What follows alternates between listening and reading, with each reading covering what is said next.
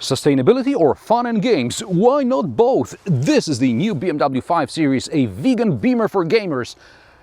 Sort of. You'll see.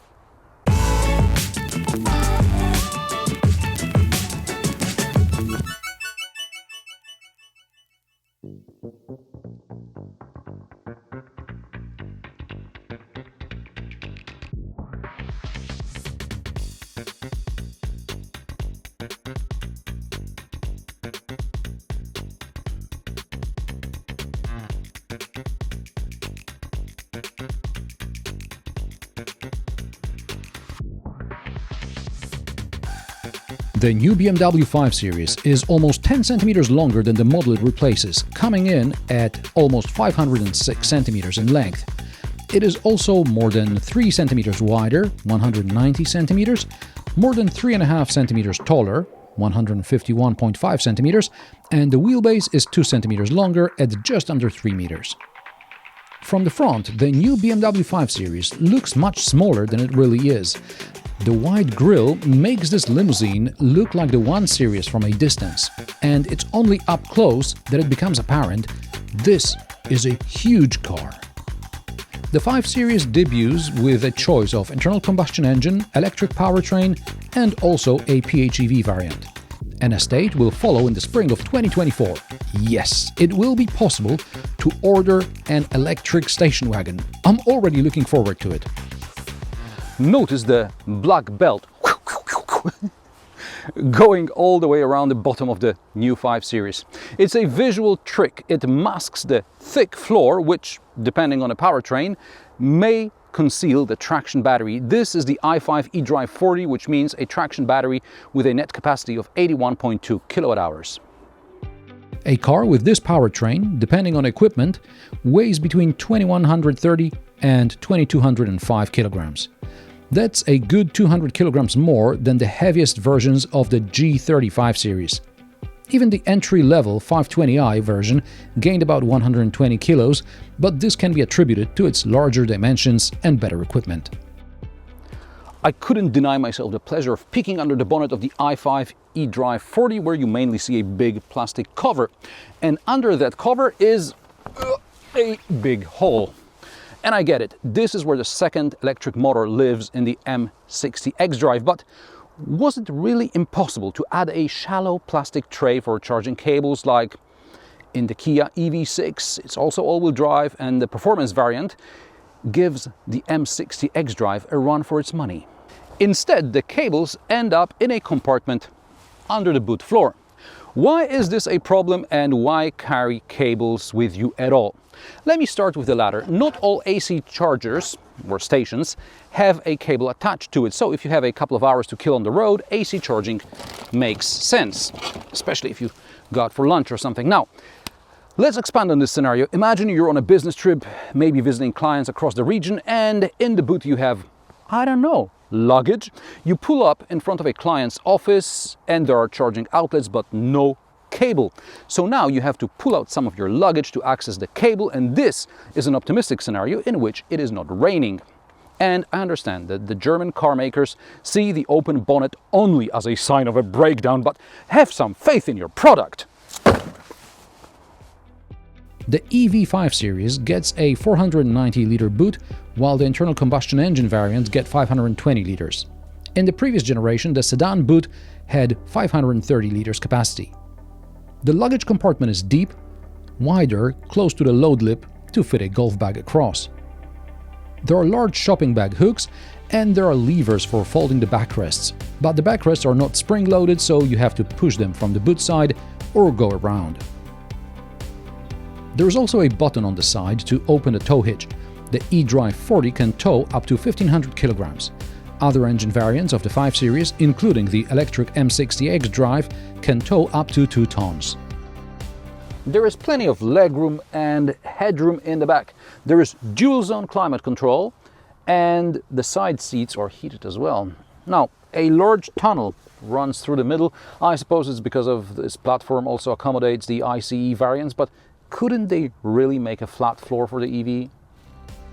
In the rear, there are a total of 4 USB ports, 2 by the climate control touchscreen and 2 in the backs of the front seats, next to the accessory mounting points.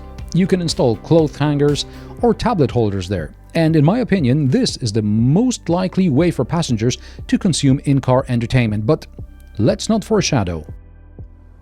What's the deal with sustainability in games? Well, I recently watched a series of reports about why the German car makers got caught with their pants down when it comes to EVs. Electric rod, not nice. Anyway, the simple answer is infotainment. The Germans approached the matter in a very German way. Since electric vehicles are supposed to help achieve climate goals, everything has to be sustainable. Cue boring information about factories producing their own energy, suppliers being vetted 3 generations back to see if they are green enough, and cars having to be easily recyclable. And this, allegedly, the Chinese aren't very good at. However, the Chinese are very good at writing software and adding fun features to their cars, like games and, I don't know, karaoke. This is something European car bosses couldn't wrap their heads around, and apparently the customers wanted their fun and games. And now you can play games in the BMW i5, for example, while you're waiting for the car to charge. Just scan a QR code and your smartphone turns into a game controller. Some games are single and some are multiplayer. Unfortunately, loading takes so long that on a fast charger you'll be ready to go before you start playing. And I'm sure BMW will blame it on something like poor coverage, which they have no control over, but with all due respect, I'm buying the car from BMW, not from a telecom operator. Maybe they should have just gone with karaoke? Sorry for making fun of BMW's marketing efforts, but they seem rather ham-handed. Meanwhile, this is a very good car, full of modern features. The cockpit in the 5 Series is a scaled-down version of what debuted in the 7 Series in late 2022.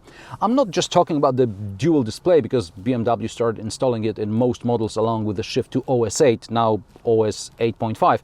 There is a light bar running across the entire width of the cockpit. The air vents are hidden. The entire cockpit is simple. There are smooth surfaces everywhere, including the panel with eDrive controller and the gear selector. The illumination color can be customized to your preference or combined with the driving modes. The color can also change depending on the functions you use. For example, when you turn on the hazard lights, the panel flashes red. The infotainment system also allows for customization and automation. While I have no problem with customization, I try to limit automation as much as possible, but that's how I roll. You may love the automation. Either I'm slowly getting used to the BMW OS 8, or as part of successive software updates, the system is becoming less cumbersome to use and certain functions now appear higher in the menu structure, or I've simply learned how to find shortcuts. The seats are comfortable, although very wide. I couldn't find bolster adjustment. As standard, BMW now offers vegan leather interior trim called Veganza, and I know it sounds like a Far Eastern Toyota model. And according to the spec sheet for this press car, I'm sitting on Veganza right now. If I hadn't read the press release, I wouldn't have known this is a vegan interior. By the way, the other day I wanted to buy a new leather belt, and the clerk told me their belts are made from responsible leather. Now, my old leather belt is 30 years old, and it seems like I'm going to continue wearing it. That's responsible leather. You know what they should call it? Quality. Going back to the vegan BMW, there's a wireless charger at the bottom of the center console, and it holds 2 phones now. There are cup holders, they're okay. The iDrive panel, small storage under the armrest, also the glove box isn't very big. At least the door pockets are large.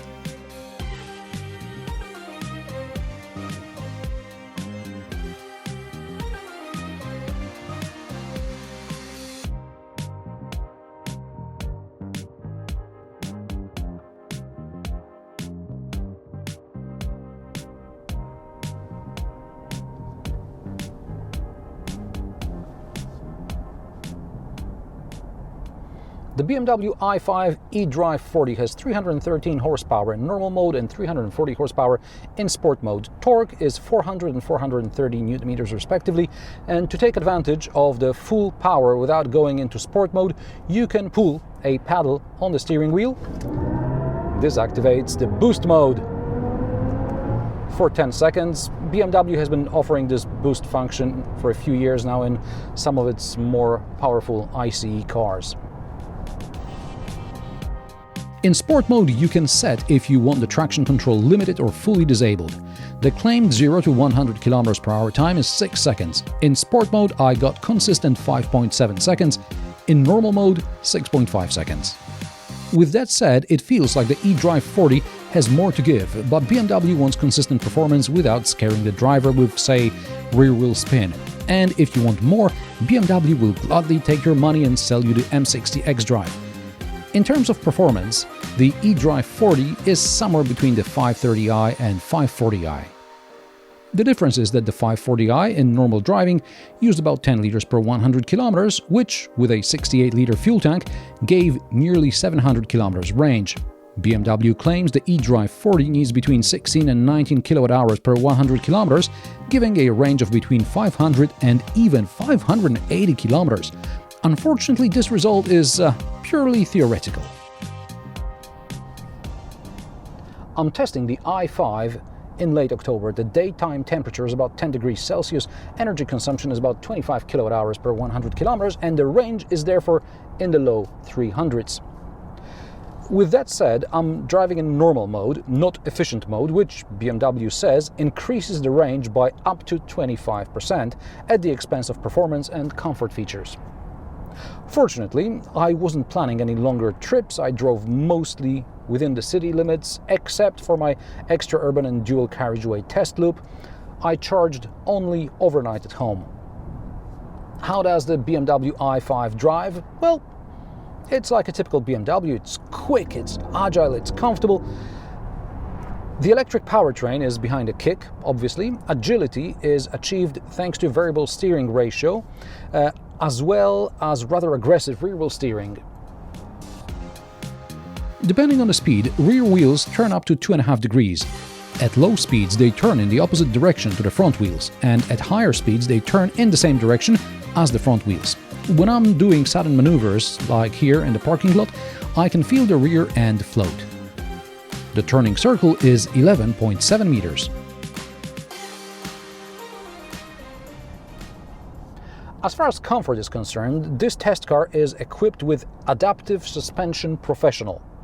It's standard on the more powerful models and an option on entry cars. It costs about €2,000, but after my cobblestone test, I find it's well worth it.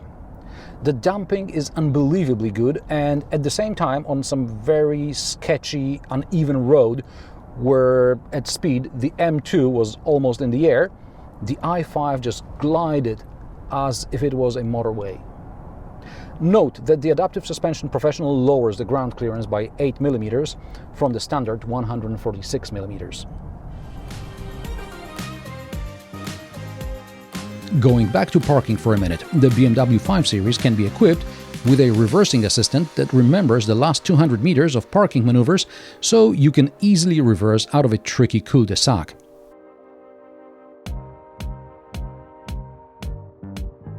You can also save the location of a parking space, and the car will perform the last complicated parking maneuver by itself. Unfortunately, my phone does not support BMW's digital key feature, so I can't show you remote parking.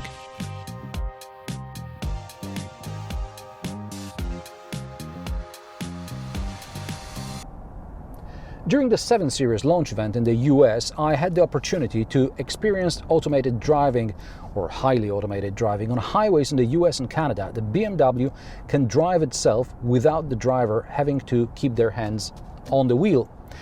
All you have to do is just look ahead as a camera down here in the instrument cluster monitors whether the driver is observing the traffic ahead. Now, it works in BMW 5 Series as well, and the feature has been recently unlocked on motorways in Germany. There is also something called active lane change assistant with eye activation.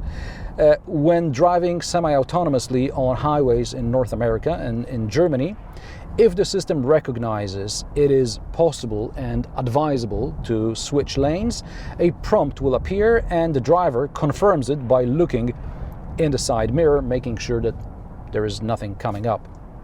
The car then performs the maneuver on its own.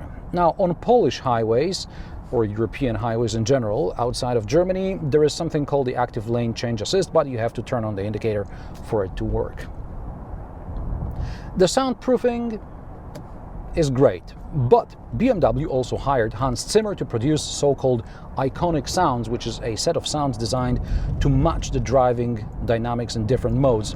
These can be turned off if you prefer driving in silence.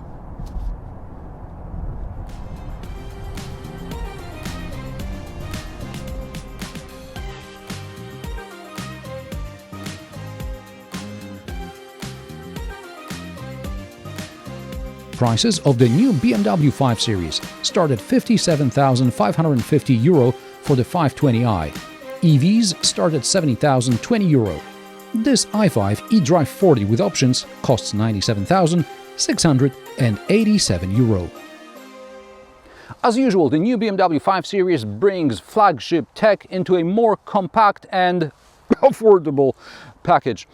I'm not entirely convinced by the electric powertrain because there is too big a gap between the manufacturer's claims and the real-life range on a relatively mild day. But there are also the regular petrol and diesel variants to choose from, as well as a PHEV. And that upcoming estate is probably all the car you'll ever need. Forget SUVs. And how do you like the new 5 Series? Let me know in the comment section below. If you like my sarcastic, down-to-earth and possibly mildly amusing car reviews, join me every Friday at 3 p.m. Central European Time, and don't forget to subscribe and like this video as it helps me with the YouTube algorithm. Thanks for watching, and I will see you in the next one.